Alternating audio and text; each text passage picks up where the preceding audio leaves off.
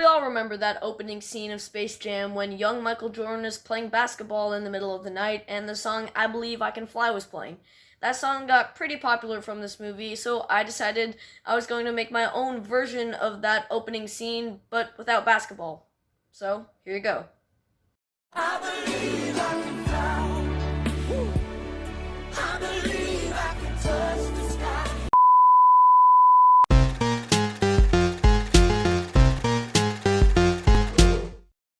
Hello everybody, welcome back to another video. My name is Gabriel and I love to rank movies. If you can relate, consider hitting that subscribe button. And please know that everything I say about these movies is just my opinion, but I would love to see yours down in the comment section. But with that said, let's get into it. The original Space Jam is kind of horrible. The CGI is some of the worst ever, not even joking, and it has a lot of 90s cheese. But seriously, I think it's fantastic. Michael Jordan is pretty mediocre, but Bill Murray and Danny DeVito are fantastic. Bill Murray is one of the best and one of my favorite actors, and he did great in this despite the cheesy elements. His deadpan humor just works so well, and he is really funny. Space Jam is an unbelievably dumb movie, but actually has a pretty fun and cool story. Seeing the Looney Tunes play basketball with Michael Jordan is kind of a good original story. Like I said, most of the visuals are disgusting though. Seeing Michael Jordan's arm stretch out to dunk the ball at the end just looks so bad, and seeing that one guy get inflated like a balloon and flying up in the air looks exactly like bad CGI, which it is. But it's a really fun movie, and I always enjoy it. This was basically my introduction to the Looney Tunes when I was younger, and back then I thought it was a great movie, and I still do. Lola Bunny was done very well in my opinion, and was introduced really well, but I actually prefer Zendaya as Lola Bunny in the new Space Jam film than whoever played her in this. That might be a little bit controversial, but it's my opinion. I personally would have loved more Bill Murray because of how great he was in the screen time he got, and I probably would have loved the film even more if he was in it more.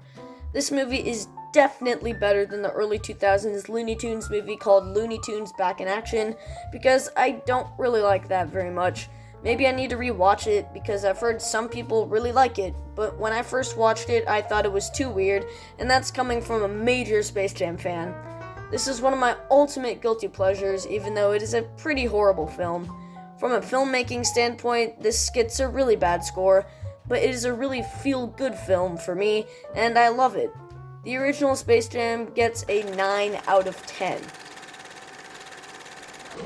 I totally understand the hate for Space Jam: A New Legacy, but I really enjoyed it. If I was basing my score out of 10 off of enjoyment, it would probably get a 10 out of 10.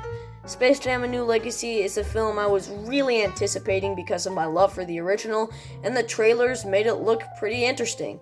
While it isn't as good as the original, barely any sequels are, it is still a very enjoyable movie. It is really cool and awesome seeing the tunes go into other movie universes, and at the end being live action, more on that later.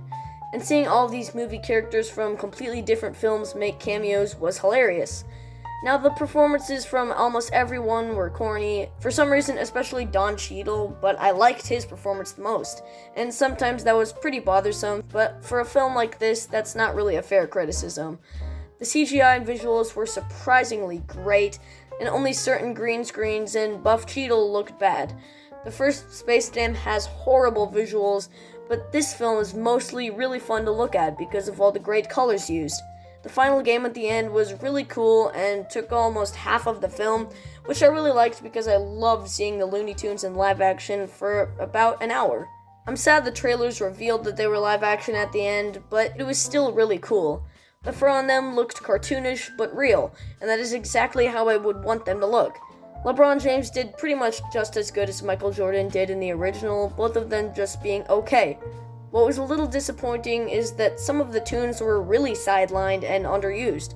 LeBron was 100% the main focus, which was fine, but not exactly what I came for, or better yet, what I wanted. Bugs Bunny had one very heroic moment at the end that was great, and besides the movie references, the ending was my favorite part. Oh yes, and how could I forget the new Toon Squad jerseys? I absolutely love them. The colors on them just look so cool, and I love the design on them. At first I was kind of in the middle about them, but now I absolutely love them. In the original, they were just white jerseys with the Toon Squad logo on them.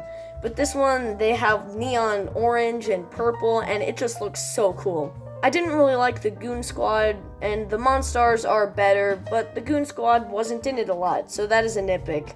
The rap battle at the end was pretty sick, honestly, and Porky Pig was actually spitting fire, not gonna lie. Definitely check this out if you are a big fan of the first Space Jam, because it is definitely a worthy sequel in my opinion. Space Jam: A New Legacy is going to get an 8 out of 10. With all that being said, the winner is going to be the original Space Jam.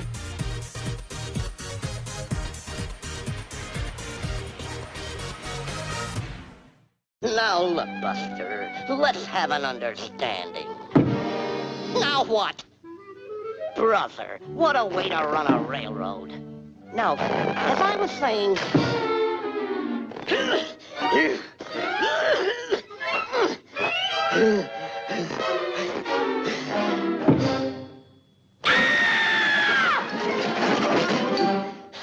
All right, let's get this picture started.